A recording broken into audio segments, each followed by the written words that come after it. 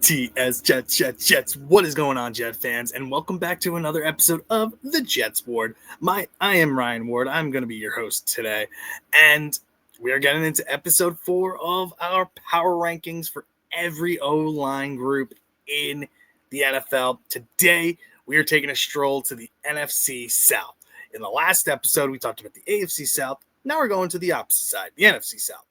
But first, if you have been here before, welcome back. You always know I love having you guys here no matter what. This is a safe space for you. And if you're new here, welcome. Whether you're a Jets fan or a fan of another team or just a casual NFL fan, you are always welcome here in the Jets Board. I love having you guys here. Make sure when you come in here, hit that like button, subscribe to the channel. It really helps me out, and I really appreciate it. But getting into the video today, like I said, we are going to be focusing on all of the offensive line groups in the NFC South. I'm going to rank them and I'm going to start from the bottom to who I think is the best O-line in that division. Now, getting into the first one, and this is going to be a shocker for a lot of people because a lot of NFL analysts actually think this team has a good offensive line.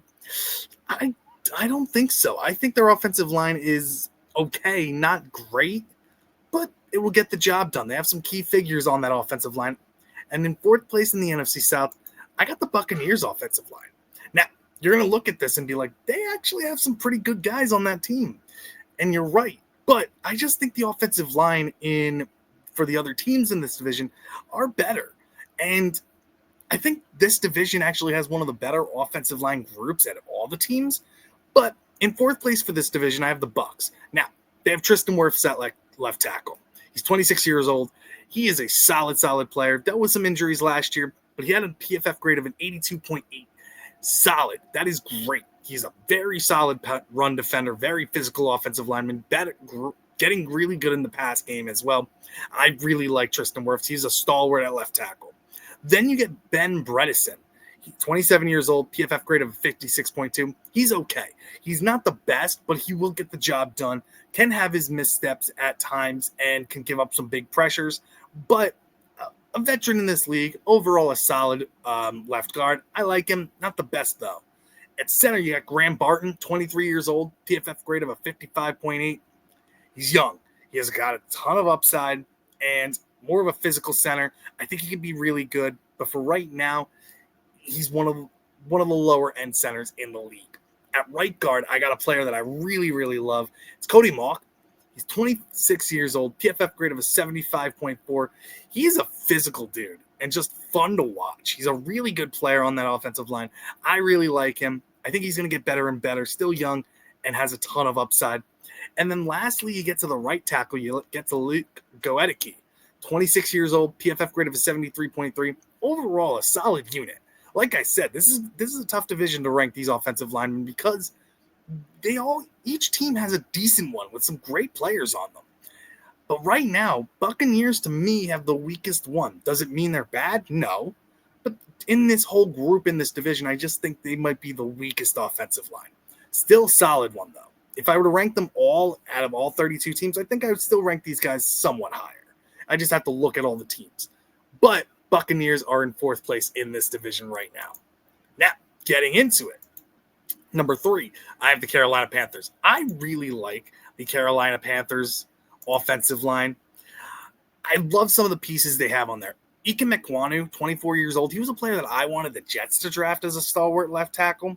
He's a very physical guy, solid player, and just an overall smart individual as well. I think he's going to be one of the better left tackles in the league. I really like him. He's had a PFF grade of a 71.7, very good. Left guard Damian Lewis, who's 28 years old, had a PFF grade of a 75.5. Another solid young player on that offensive line. Get one of the older guys, but I like him a lot. I think right next to Ike Mekwonu, I think is a solid left side of the line. At center, you got Austin Corbett, 29 years old, veteran in this league, has been doing it for a while. He had PFF grade of a 62.2.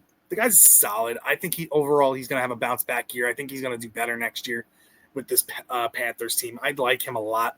Right guard, I really like Robert Hunt.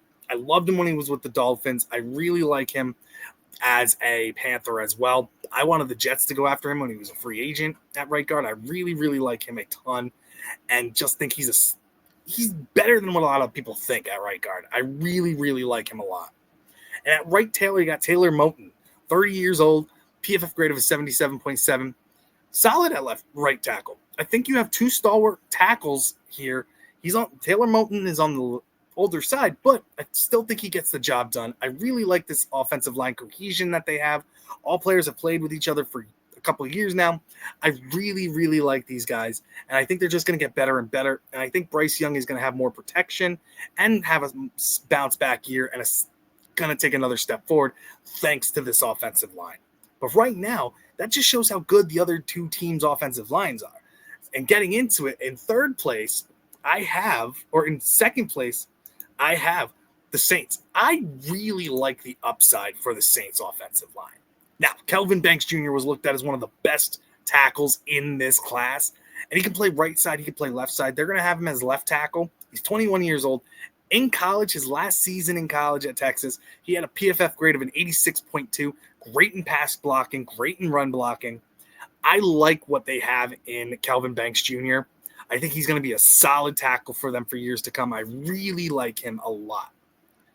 This is where it gets a little weird for the Saints. At left guard, they get Trevor Penning. He's 26 years old, still young, PFF grade of a 60.2, but penalties kill this guy. He has a high head. He's a very physical type of lineman, a guy who's solid in the run game, but he does get hit with holds a ton of the time, and he plays past the whistle too. So he's a physical, in-your-face kind of guy. Can he turn it around? I think so, but I see him as one of the weaker guys on this offensive line, and I don't know how that's going to help Kelvin Banks, who's a rookie, having a guy who could give up some pressures a lot of the time, especially with a young rookie quarterback if Tyler Shuck is the starter. At center, I do like Eric McCoy a lot. You're going to see his PFF grade is very high as a 94.4, which is amazing. Problem is he played in a handful of games. He dealt with injuries last year. If he were to play a whole season, I think he's one of the better centers in the league.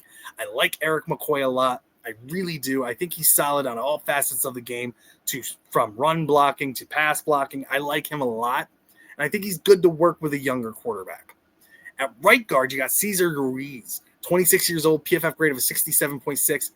I really like him too. Solid stalwart at right guard. I think he's going to get better and better. Could play center as well if you need him to, but I really like Ruiz a lot, and I think he's probably going to be one of the better ones on this line. And at right tackle, another player that I really loved, I was thinking the Jets were going to draft him because we needed a right tackle at the time. This is Talisi Fuanga, 23 years old, PFF grade of a 65.7. Fierce run blocker, nasty run blocker. Getting better in the pass game. I really, really like Fuanga. I think he's just a physical monster, a physical presence on there. Tough guy. And I think the Saints have one of the better offensive lines in the league as well. I really, really like their young group, and they are a young group. When Eric McCoy is your oldest guy, that's not bad. I think they got room to grow. I think this is a line that can function together for years and years to come and get better and better and help out your younger quarterback that you have in Tyler Shuck.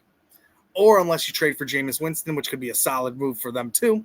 But for right now, I really like the Saints offensive line with the guys that they have there. And lastly, that means that the Falcons have the best offensive line, and this is one of the better groups in the NFL in general.